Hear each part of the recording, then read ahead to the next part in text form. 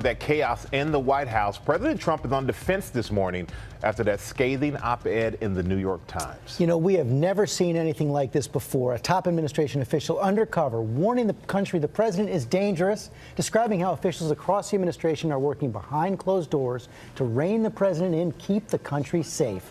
No surprise, Trump is furious, calling the official gutless, calling on the New York Times to turn the writer over to the government. Our senior White House correspondent Cecilia Vega starts us off. And Cecilia, this article set off an explosive chain reaction inside the West Wing and an intense search for the writer. Exactly, George. In fact, there was a fact-finding mission here overnight to try to find out who this writer could be, and it could be anyone. This is a president who is already isolated and seems very much to be paranoid, and from his tweets, he is now seething, calling for this writer to turn himself in and using the word treason.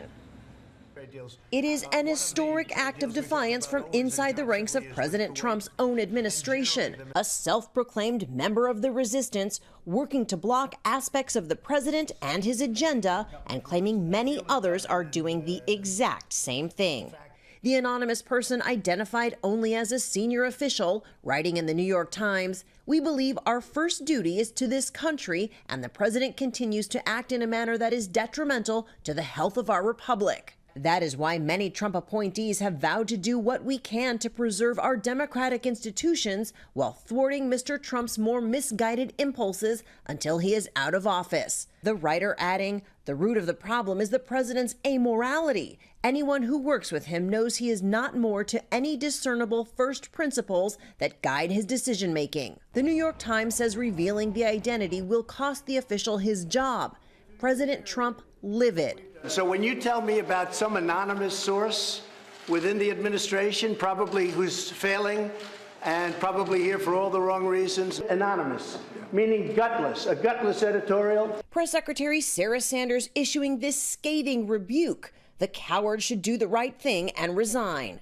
But the unnamed official paints the picture of top aides staying on the job to save the country from the president himself, saying the president's behavior is erratic, his leadership style petty and ineffective. Meetings with him veer off topic and off the rails, the official writes. He engages in repetitive rants, and his impulsiveness results in half-baked, ill-informed, and occasionally reckless decisions that have to be walked back. And then this stunning claim that cabinet officials have whispered about invoking the 25th Amendment to remove the president from office. Quote, "But no one wanted to precipitate a constitutional crisis." The official writing, "Americans should know that there are adults in the room. This isn't the work of the so-called deep state, it's the work of the steady state." The book is a work of fiction. The White House already in crisis mode over veteran journalist Bob Woodward's new book, which makes similar claims of aides working behind the scenes to stop the president from making catastrophic mistakes. Everything from swiping sensitive papers right off the Oval Office desk before the president could see them, to another reportedly ignoring the president's desire to assassinate Syria's Bashar al-Assad. No, that was never even contemplated, nor would it be contemplated, and it should not have been written about in the book. It's just more fiction. But this morning, it is the mystery surrounding that senior Trump official who wrote the op-ed that is vexing Washington. We don't know what. It could be anybody in the executive branch. Is it someone very close to the president, or is it someone far removed? Someone working on the inside of the Trump administration, vowing to frustrate parts of his agenda and his worst inclinations. One fellow Republican saying he's not surprised at all. I didn't think that anything was relayed in that op-ed that was new. I mean, I think this is what all of us have understood to be the situation from day one.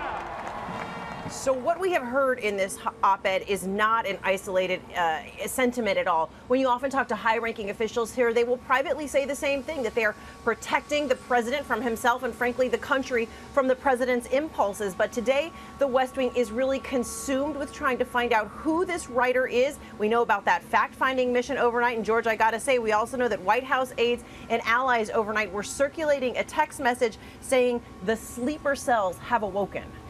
Dramatic stuff right there. Okay, Cecilia, thanks.